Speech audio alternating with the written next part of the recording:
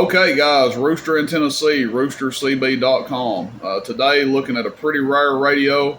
I posted some pictures up of this guy a couple of days ago, and it drew quite a bit of interest, some conversation there, some people interested in it. We're going to talk about it here a little bit, demonstrate it. And I will say out the gate, I've got a couple of friends that are interested. I'll be giving them first shot at it. Should they decide not to take it, then I will post it up on the website and let it rip from there. But Cobra 148F GTL-DX, that's quite a mouthful there. Several, or I shouldn't say several, there's basically three different versions of this radio or similar to this radio that a lot of people get, they mistake this radio for being, mistake those radios for being this radio rather. This is a rare radio. In my opinion, the rarest modern CB/export radio mobile out there. They are considerably rare and they are considerably valuable. There's one that was either just on eBay or it may still be on there, brand new in the box, and it was bid up over $700. And it still had a couple days left to go, so I need to check and see where it's at. But they are rare. They're hard to find.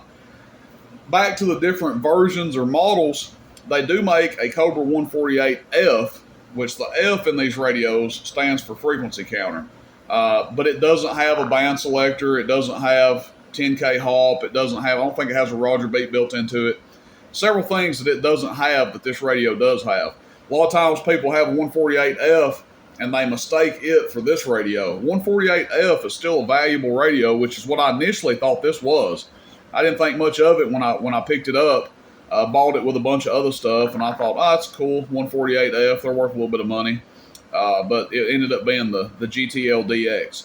They also make a GTL-DX, which does not have a frequency counter, but it does have extra channels and stuff in it. So, and then you have this radio, which is basically the combination of the two.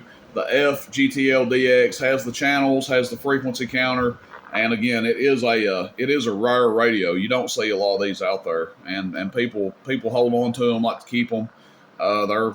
People love them as a sideband radio. They do good power. They do pretty good power on AM. Just overall pretty good radio. This one's in decent shape. Somebody looks like they've put a white LED light in it. The fine and coarse actually lines up pretty good to be on frequency there. The coarse may be off just a little bit to the left. People like it a lot because it does have those that 6-digit frequency counter on it that you get to fine tune people in with that last digit, which doesn't matter on AM really, but on sideband if that last digit's off, you will hear the difference out there. Volume, squelch, mic gain, RF gain, calibrate knob to check your SWR. Band selector here, it's got piles of channels in it for those you guys like to free band. Also has CW, FM, AM, upper sideband, lower sideband for the people that are into the FM stuff now. And then, of course, AM and sideband. Roger beat works on it just fine. Your high and low is for your bands or your sets of channels. 10K hop here, adds 10K, so basically up a channel. It works for the channels that you can split. So channel 19, channel 20, you hit it. Now you're in between 19 and 20. A channel that you can't access unless you have the 10K hop. The SRF, you can turn it off and the meter won't move on receive. Turn it on. And then there you go, checking the meter on receive. Now, when I first turned the radio on, the display, it did have this the fourth digit from the left was flickering a little bit, but I think it's just because the radio hasn't been used much. As you can see, it's completely stable now and not jumping around at all. Physically, the radio is in pretty good shape. You can see the top here is pretty clean. It does have some wear and tear. The biggest defect I have found on it is here on the bottom. You can see it's got a little chip right there out of the trim. Somebody put some feed on it too, so it was probably used as a base station, which means it's probably been taken better care of than most. We'll test the output on it, show you how it does here, put it on AM, and then test it on sideband as well. And get this video wrapped up. Again, I've got a couple of people kind of lined up that told me they wanted first shot at it.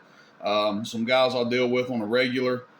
If they don't take it, again, it'll be up on the website, roostercb.com, under used and special items. Again, some people may say the price on this. Am I going to ask $500-600 for it? No, but it is going to be a pretty healthy price tag on it because it's a rare radio. You'll be hard pressed to go out and find one of these unless you just get lucky and stumble up on this one like I did. And like I said, when I picked this one up, I didn't even realize that it was a FGTLDX. I just thought it was a F, and I was like, oh, that's nice. You know, I'll be able to get a little bit of money out of that. And went about my way, and then got it back here and noticed that it was the GTLDX, the FGTLDX. So let me dismount our camera here, and let's get on with the show. So we got a 50-watt slug in our bird meter. For reference, we're testing at 14.8 volts. Just happens to be where the power supply is set at. So we'll key it up here on a AM.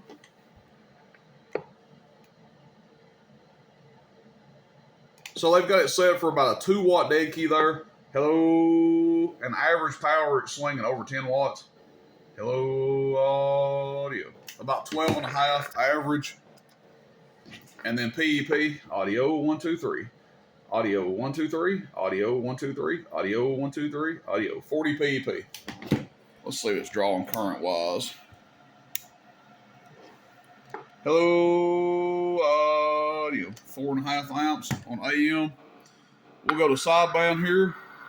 Looks like it's off a little bit on sideband, so it's not quite aligned on sideband.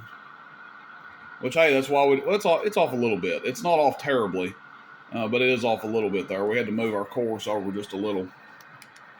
PEP on sideband, audio 1, 2, 3, audio 1, 2, 3, audio about 35 or so. It bounced up to 40 there initially, but about 35 audio, 5.5 amps worth of draw.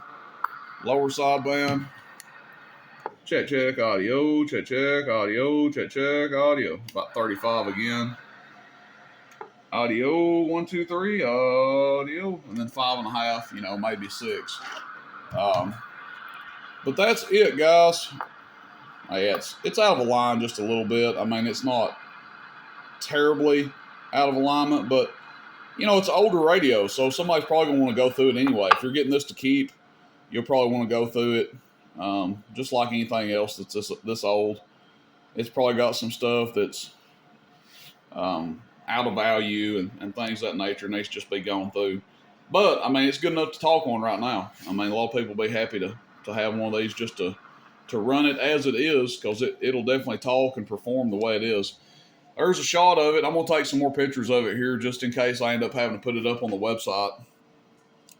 That's it, guys. Let me know what you think about it. I don't know if I've ever done a video on one of these before. You don't see a lot of them out there, so might be the only one that I ever get to do a video on. So Cobra 148F GTL DX. Let me know what you think. Rooster in Tennessee, roostercb.com. Everybody have a good day. See you, bye.